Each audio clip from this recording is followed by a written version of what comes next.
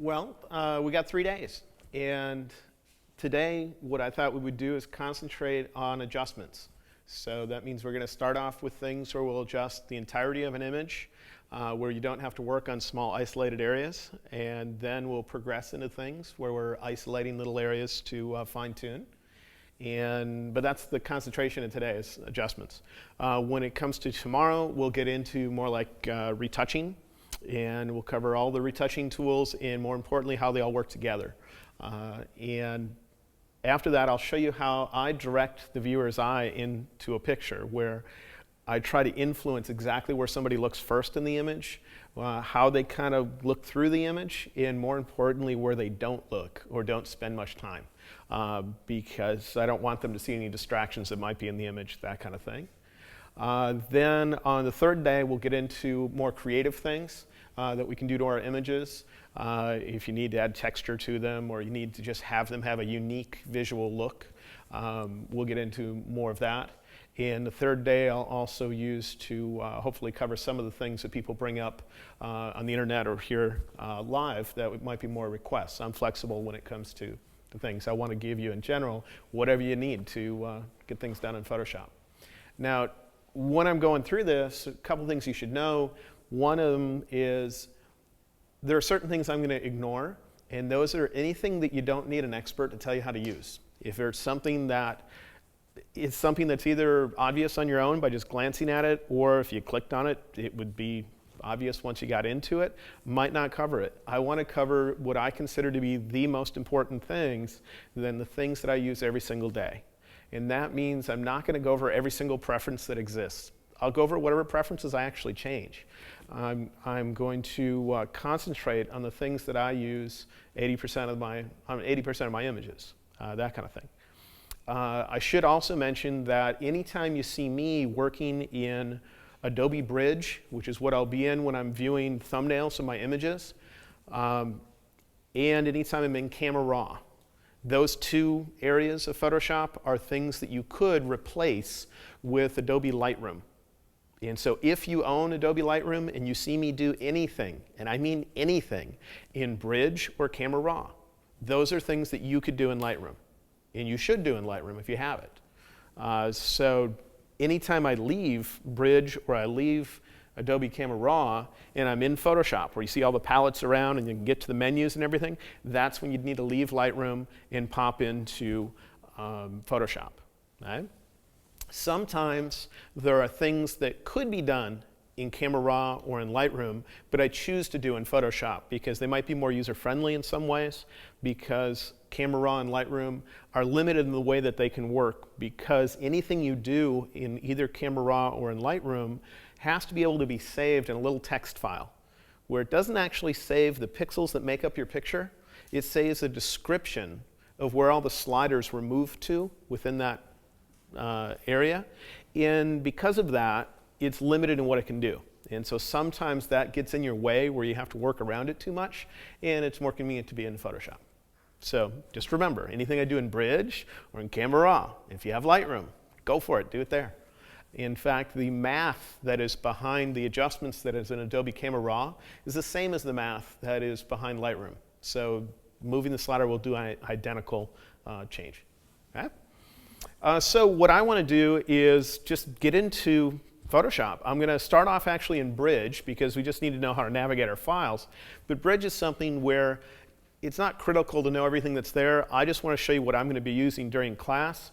And then we're going to get into Camera Raw, because Camera Raw is where you can get the most quality out of your image. If we ignore Camera Raw, head all the way into the main part of Photoshop, then we're going to be more limited in what we can do. I always get the most out of my image as much as I can when I'm in Camera Raw. So let's take a look. This is Bridge that I have running right now, and it should be set up with default settings. I reset my preferences on both Bridge and on Photoshop before we got started, and I haven't changed anything. And that way, if there's any preference I need to change or anything I like to do, you'll see me do it. And so let's take a look. The first thing I'm going to do is just set up Bridge the way I like it, and that is I go to the left side where you see a tab called Filter, and I'm going to double click on that. When you double click on it, it will collapse it down.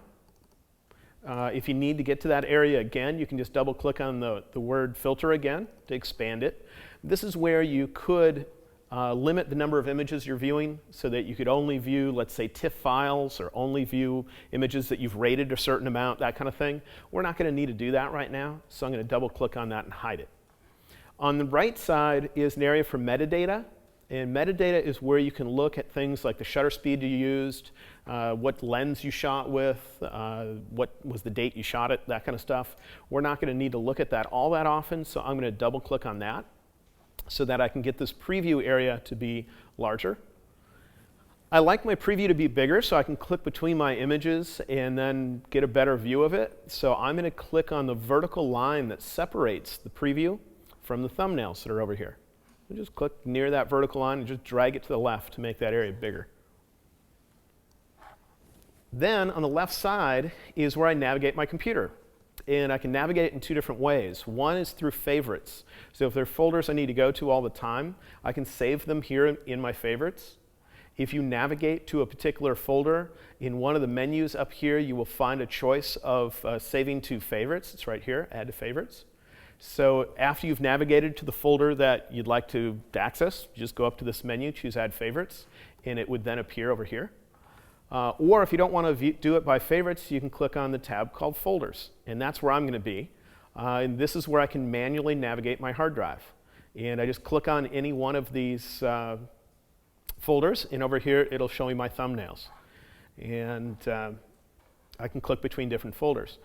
At the top, there'll be a bar right across above those thumbnails, and that bar tells you the path to the folder you're currently in. So in order to get to this folder, if I just open my hard drive without using Bridge, this is the path I'd have to take to get there. And if I want to navigate back within that navigation, I just click on any one of the folders that are listed there, and I can go back to different levels on my hard drive. If I want to go deeper on my hard drive, that's when I use the list of folders that's on the left. So I can come in here and navigate through things. So this is how I usually have Bridge set up. I just have my folders over here so I can navigate them, viewing the images in the middle. And if I click on one of the images, I will see a big preview of it on the right. And that's how I'm going to be working. To switch between the various images we're going to use, I'm just going to be clicking on these various folders. All I have is a folder on my desktop and some subfolders within it. And when I need to move backwards, if this part's visible, I'll just click between the folders. Otherwise, if I need to go back a level, I use that little bar above the thumbnails.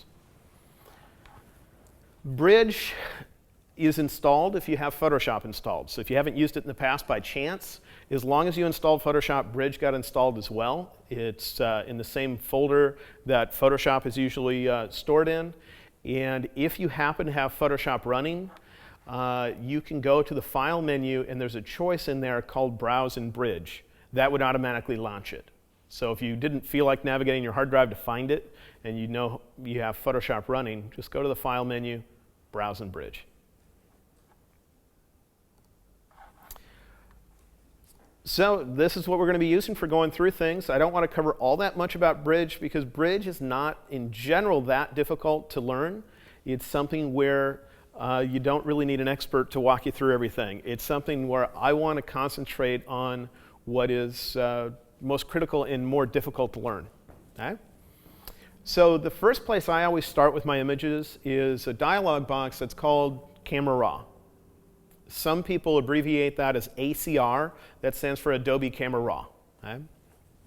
And so in order to access the RAW dialog box, if you have a RAW file, meaning you set your camera to shoot, instead of shooting with JPEG, you're shooting in RAW format, then all you need to do is double click on an image within Bridge. It'll automatically pop open into Camera Raw.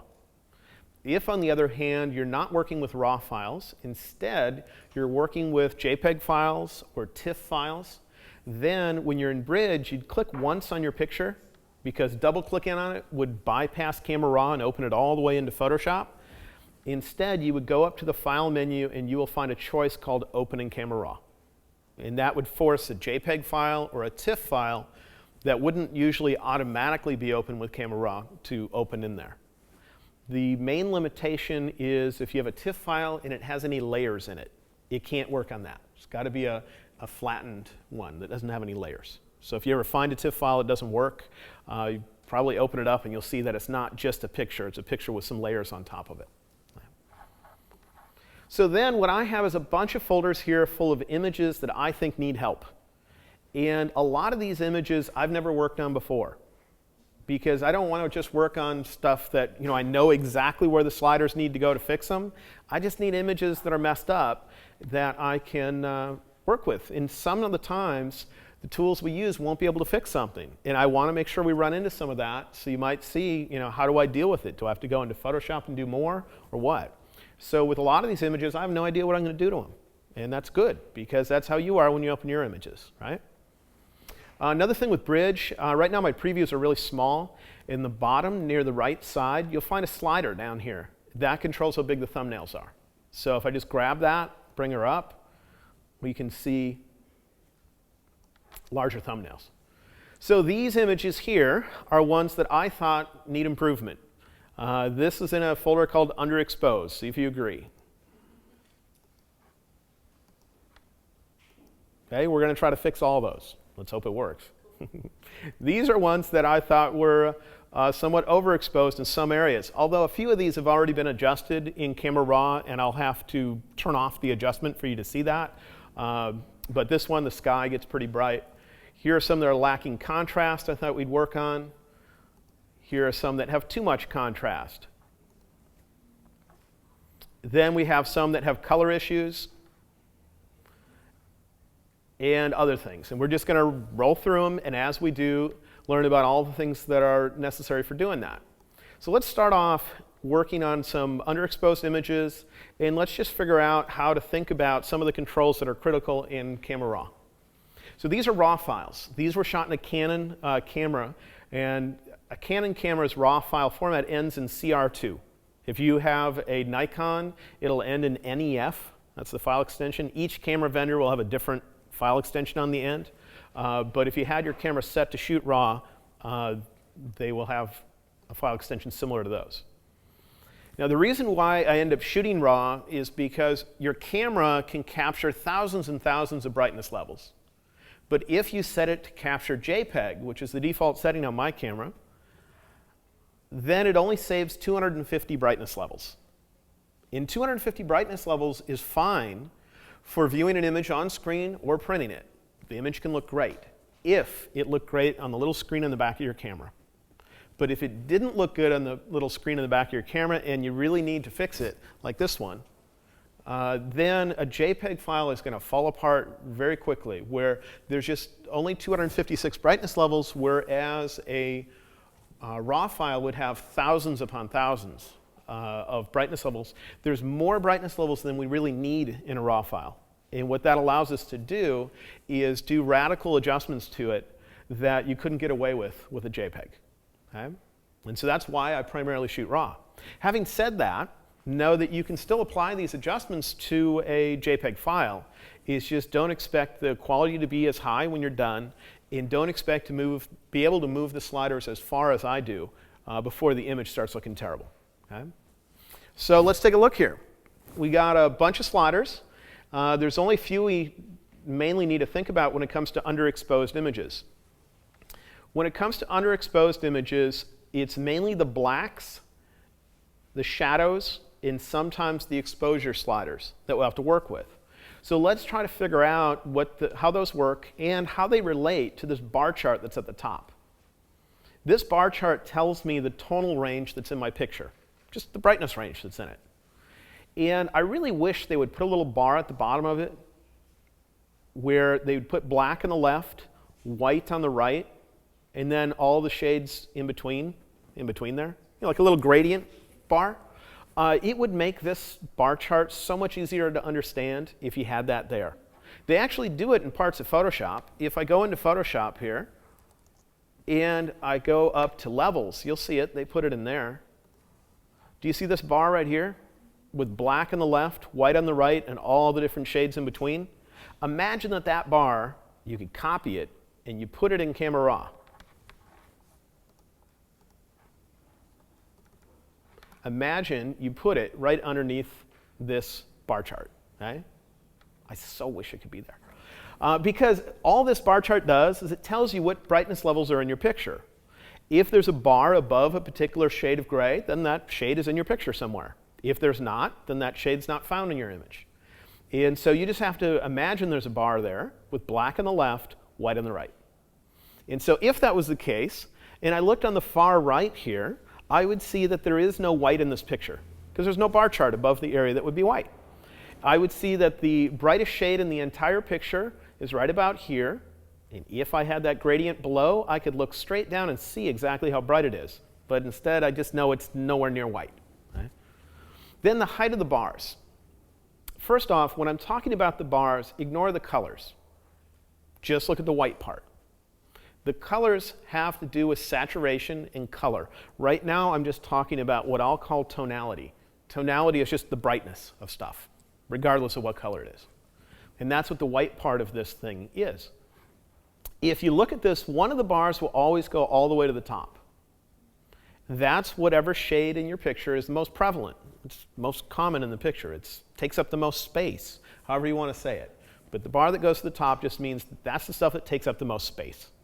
So if you look at this particular bar chart, you notice that all the tall stuff is on the left, isn't it?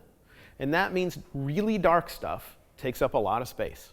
And if you look at the picture, it's pretty obvious, isn't it? And really bright stuff, there either is none of it because there's no bar chart over here, or the bars that do start there, they're all pretty short, aren't they? That means that the bright stuff doesn't take up much space. Okay? And notice on the far left, the absolute left edge, there's a bar that goes up quite high. The absolute left edge is where black is. And so that tells me I have a large area of solid black. Okay? Don't stress about this thing. It's like your speedometer in your car. You don't stare at it when you're driving. You glance down on occasion and just see if it's helpful, right? Same thing here. So we'll try to get a little bit more comfortable with this as time goes on. So with this image, what I notice is the tall stuff is all on the far left. And that means we have a tremendous amount of dark stuff. And there's nothing anywhere close to white. So it looks like I could just take this entire thing and shove it to the right. That means make things brighter, and it might look better. Anytime I see a huge gap on the right and a big spike on the left, what I do is I go for exposure. Exposure will take that whole thing and move it left or right. So watch what happens when I bring exposure up. You see the bar chart? See it spreading out, moving towards the right? Keep going there, keep going, okay. And the image is looking a little bit different. If I want to see before and after, there's a preview checkbox. I'll turn that off. Here's before, here's after. But still, that's not looking so hot, is it? We've got a lot more work to do. But if you look at our bar chart, it's starting to spread across, meaning that we do have bright stuff now. And our dark stuff isn't so shoved over next to black yet. Yeah? So now the other sliders we have to work with for an underexposed image is the next slider I would think about is the one called blacks. The time I use the slider called blacks is when I look at the bar chart and I see a spike on the left side. If the very first bar that makes up the bar chart is tall, then I want to use blacks. What blacks does is it works on the absolute darkest part of your picture, however dark that happens to be. If I move the slider towards the right, you'll brighten that. If I move it towards the left, you'll darken it. And so what happens is with a raw file, there's additional highlight and shadow detail that it doesn't show you to begin with, that you have to move these sliders to make show up. So if you have highlights that look like they're blown out solid white, there might still be data in there that can be recovered. Same thing in your shadows. You might have areas that look solid black, but there's actually extra data in there. That's not true with a JPEG file. With a JPEG file, if something in your image looks to be solid white, it is solid white, and there's no more data coming back there. If there's something solid black in your picture, same thing. You're stuck with solid black. But with a raw file, there's a little extra leeway in the highlights and the shadows where we can bring back detail. So this little bar right here on the far left tells me black takes up an all right amount of space. I want to see if I can get some of that detail back, and so I go to the black slider. I move it towards the right, and I'm looking at the bar chart right now and seeing if I can get that spike to go away. And I was able to. So that means that black doesn't take up much space at all. The little bar chart on the far left is really, really short. It tells me black just takes up a little bit of space. That means we should have some detail in the dark part of our picture. It's still relatively dark, though. So now we need to work on a different slider in here, and that slider is going to be the shadows. Because shadows is going to take things that are a bit brighter than black and brighten them up. So I'll grab shadows, and I'm just going to start bringing it up.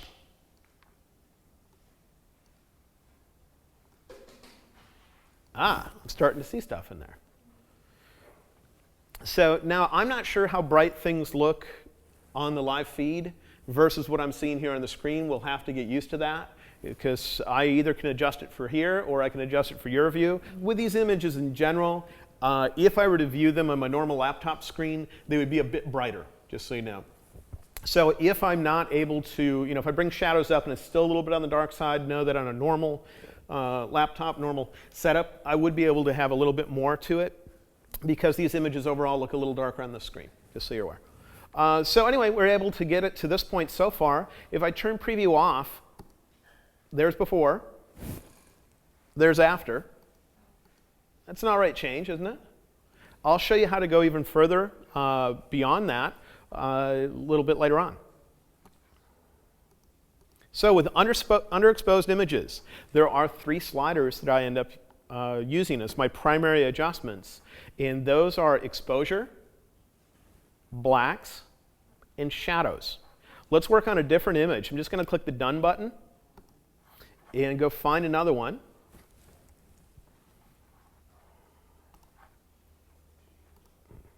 And we'll do the same thing. But the way I think about which sliders do I need to use, if it's a normal picture and I just need more shadow detail, which is often the case. I don't underexpose like this on purpose. Usually I get the exposure all right. Usually just to get more shadow detail, it's the shadow slider. It's when you have an extreme case, that's when I might need to go to exposure or blacks. And so let's think through it again. Remember our bar chart up here? If there's a gap on the right and a big spike on the left, that's when I go to exposure. Because exposure will move the entire bar chart towards the right or left, depending on what direction I move the slider. And I'm just trying to get it to spread across most of the width available. That means give me all the brightness levels I can have in a file, not just all dark stuff. But then, if I were to keep going with exposure, eventually certain areas would become too bright, like my sky. And so I'm just trying to get the bar chart to, in general, go all the way across. Once I do that with exposure, then I'm going to go to other sliders. Okay? Then, if I look on the left side of the bar chart, if there's still a spike on the left, still there, that's when I go for blacks. And I'll bring it up, and I'll see if I can get the spike to go away. You're not always going to notice what's blacks doing to an underexposed image visually on the screen. That's why I need to look at the bar chart. Is just see, can we get it so we don't have a big solid blob of black somewhere? Instead, we just have a little area. All right, then to actually visually do it, where I'm just looking at the picture, I go to shadows. And then I can bring it up and get however much out of it I think I can. There is a way to get even more out of this, but I'm going to show it to you later on because we have to use some of the tools that are at the top of my screen to do it. So let's look at before and after on this one. A little more usable. We'll click Done. But it's the same process with all overly underexposed images that I do this with. This one, look at it and you notice we don't have a huge gap on the right. We don't have a huge spike on the left, right? That means I'm not going to use exposure.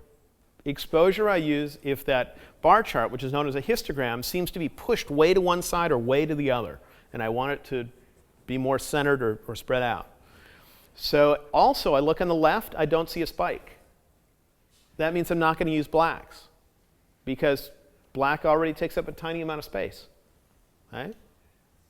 All I'm going to do here is go to shadows. See if I can get things out of this. I can go to exposure if I want to go further. And if you see red stuff showing up on the image, that's where it's telling me I have no detail in the highlights.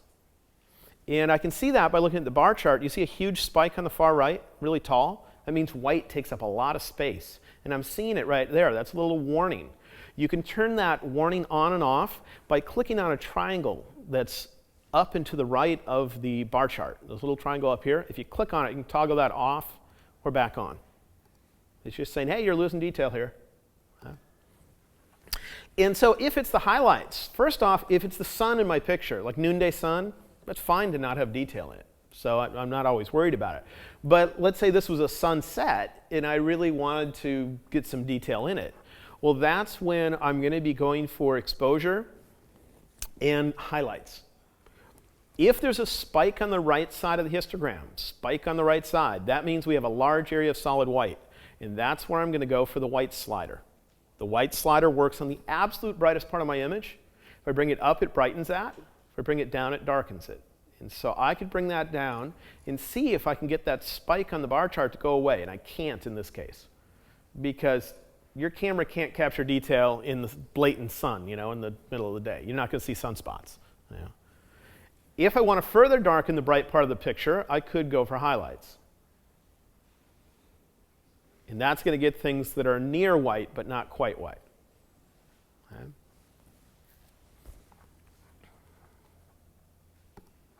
So let's look at some images that are overexposed and see how it might be different.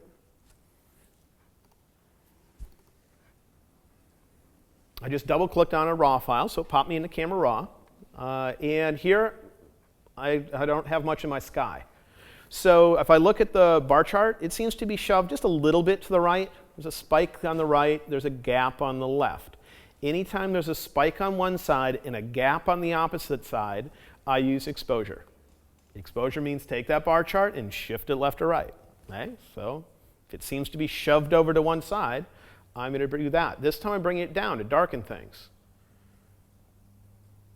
I don't want to bring it so far down that a large area of black appears, meaning that a big spike's on the left, but that's the first thing I might think of. Then, in order to get into my highlights, what I'm going to do is, if there's a spike on the right, that means large area of solid white, I'm going to work on the whites. And I'm going to bring it down and see if I can get some of that back. If that's not enough, then I'm going to go to highlights. Highlights works on things a little bit darker than white. See if I can get that back. And let's see what we've gotten so far. I'm going to turn preview off, before, after. See, we're getting a bit more in the highlights. Okay. If this area here is important, whatever detail is there, first I have two sliders I could work with for the dark part of my picture. They are blacks and shadows. The time I use blacks is if I see a spike on the end, meaning we have a huge area of black. We don't here, so I'm not going to use blacks. Instead, I'm going to use shadows. And I can control how much detail do I have in that shadowy area. Now, if you're using an older version of Photoshop, if you're using Photoshop CS5, let's say, or earlier, the sliders that are available in Camera Raw are different. The names are a bit different. And so I should talk about what the equivalents are, if I can remember them, and how you have to be a little bit more careful with previous versions. So the exposure slider in previous versions would work on the brightest part of the picture, similar to how whites works here.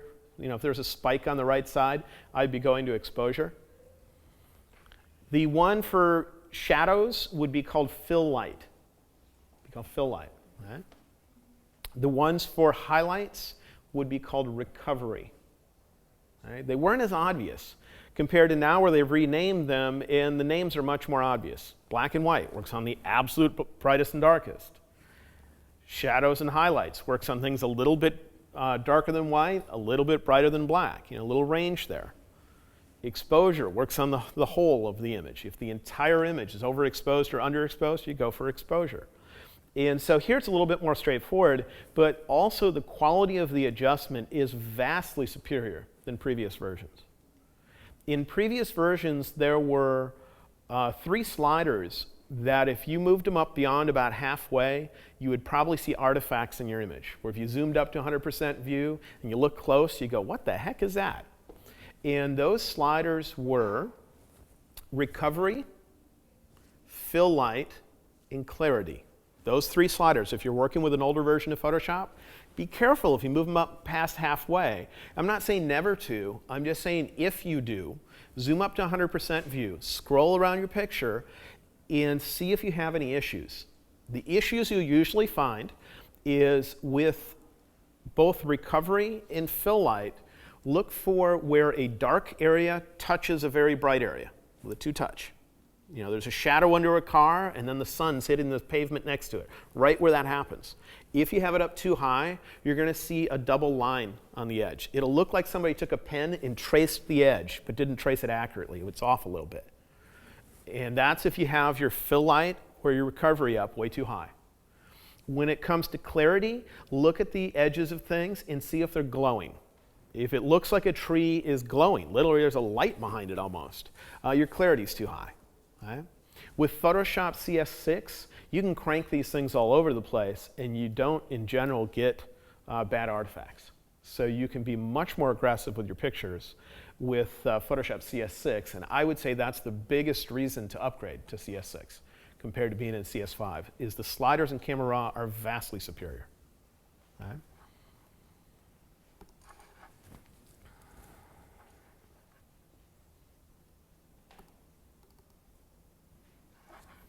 Right, this one, if I look at the bar chart, it's not shoved to one side, right? So I'm not going to use exposure. If I look at it, there's not a spike on the absolute end. I only care about the absolute end, not near the end. And there's no spike on the opposite end. What that means is I'm not going to use whites or blacks, because that's when you need that. Instead, if I need shadow detail, I'm going to go for shadows. And if I need highlight detail, I'm going to go for highlights. With these sliders in general, with Photoshop CS6, moving any of the sliders towards the right will brighten, moving to the left will darken. In previous versions of Photoshop, that wasn't the case. Some sliders, if you move it to the right, it would brighten. Some sliders, it would darken, depending on the name of the slider. And so I'm going to bring down the highlights on this to see if I can get more out of that sky. But then there's another slider in here we haven't talked about yet, and that would be contrast. Contrast tells you how big of a difference is there between bright stuff and dark stuff. And if you bring contrast up, there's going to be a bigger difference. Bright things will get brighter, dark things will get darker at the same time. If you end up bringing it down, the bright and dark things will become more similar. And so in this case, if I want this area here to be more similar to the sky, I'm going to bring contrast down. And I can do that. If I brought it up, there'd be a bigger difference between them. If I turn preview off, you can see before and after.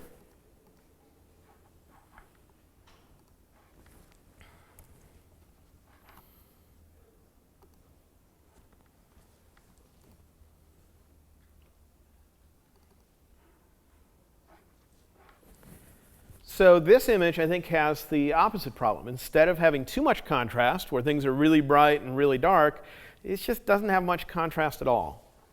If you look at the bar chart, it doesn't go all the way across.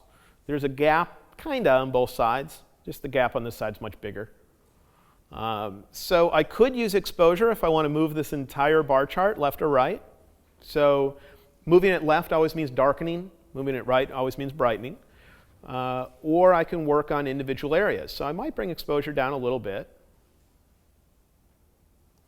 But in general, if I want to affect the brightest part of the image and the darkest part of the image, and there's gaps on the ends is the key, then you want to go with the whites and blacks. In general, whites and blacks I use when that bar chart either has spikes on the ends or gaps on the ends. Spikes or gaps means blacks and whites. Okay? The left side is always blacks, or white side, or the right side is always whites.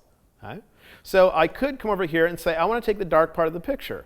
I'll move it to the left and say, let's darken it even more. And then I can go to whites and say, let's take the bright part of the picture and let's brighten it even more. And that's going to take that bar chart and spread it out across the full range. Now, see, we have the full brightness range that we could have. But just remember, blacks and whites works on the absolute brightest, absolute darkest areas. And so if you ever look at the bar charts, not going all the way across, feel free to go into blacks and whites. After you've done that, then you can look at the picture and say, well, what does it need? In this case, I might want more shadow detail. And if that's the case, I'm going to take shadows and I'm going to bring it up. See how much of that shadow detail I want. I can also go to contrast. Contrast controls the difference between dark and bright. So if I want greater difference, I can bring it up. If I want less of a difference, I can bring it down. The other slider in here we haven't talked about is clarity. Clarity is similar to contrast in that if I bring it up, things will pop more. You'll see a greater difference between bright and dark, but it happens more on a localized basis, like around little details.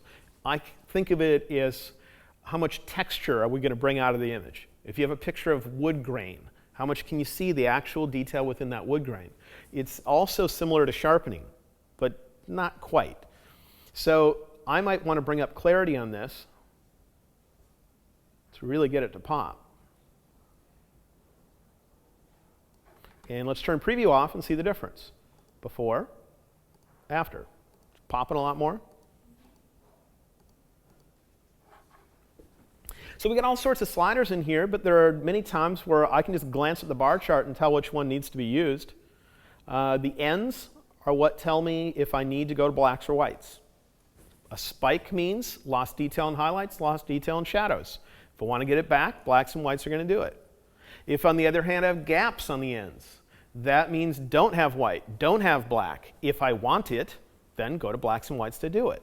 But if the ends of the histogram, there are no spikes, there are no gaps, or the gap's tiny, then instead, I'm going to be thinking about the other sliders. If the image as a whole looks too bright or too dark, it's exposure I'll go to brighten or darken it as a whole. If instead it's not as a whole, it's the dark part of the image or the bright part of the image that has the issue. That's when I go to highlights and I go to shadows. Okay? And then if I want the image to pop a bit more, have a little more dramatic look, that's when I'm going to go to contrast or clarity. Contrast or clarity. And we can get quite a big difference between them.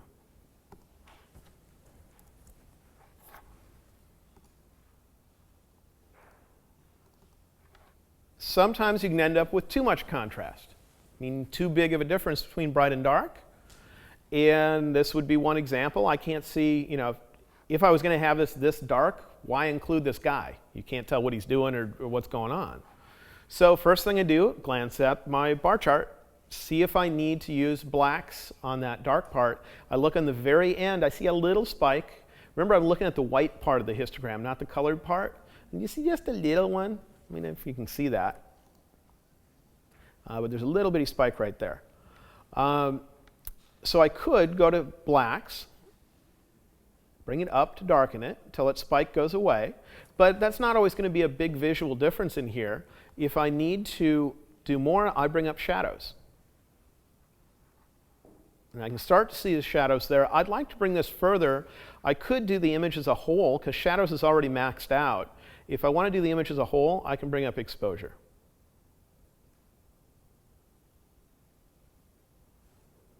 And I can even overdo exposure, because then we could work on the bright part of the image. Remember our highlight slider? And just say, hey, I don't want it so much in the highlights, so I can bring it down, tone it down. Let's see before and after. All right, does that make sense? Yeah. All right. So in general, when I think about this, I should probably write it down up here. Go to our little board. That little area where you have the bar chart is kind of my guide as to what's going on in the picture. Remember that below it, I really wish they would put a little bar in there where black was on the left and white was on the right, and you had all the shades in between in there.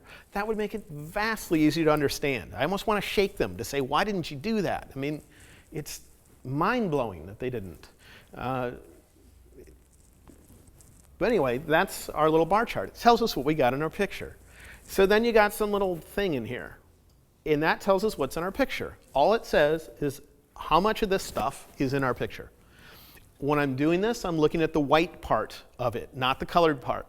The white part talks about tonality, which means brightness. The colored part talks about color. We haven't talked about color issues yet. You know, is the image too orange, too yellow, too something else? Or is it too saturated or not saturated enough? That's when you look at the color part. But we're looking at the white part. And the ends is one area I'm looking at, right in here. And if there is a gap or a spike on the end, that's when I'm going to go for blacks or whites. Okay? That works on the absolute ends. And when I say it, I don't mean the general region near the end. I mean the absolute last spot where the bar chart could show up. Okay? Spikes or gaps. If, when I look at this, I see a gap on one side and a spike on the other. Gap on one side, spike on the other. In general, meaning that the bar chart's jammed over to one side. It's as if the bar chart's going off the edge, and all the stuff that goes off the edge turns into a spike, like it's piled on top of each other. Then, if there's a gap in a spike, then that's when I'm going to go for exposure. Exposure is going to take the entirety of that thing and move it around. Then, if I glance up here and it looks fine, there's not huge gaps, there's not huge spikes, it's going across already, then I'm looking just at the image. It's once I get this close to looking okay that I'm going to start just looking at the image as a whole and start overall ignoring this. This is just a guide at the beginning. Then, if the image as a whole looks too bright or too dark, everywhere, exposure, because that controls the whole thing. If, on the other hand, it's just the bright area or just the dark area, then that's when I'm going to go for highlights and shadows. That's what will get me there. And then usually to fine-tune the end result, I head for contrast and clarity, to make it pop a little bit more or to mellow it out a little bit more. And that's how I think about going in there and adjusting with Camera Raw. But it's that bar chart is part of our guide.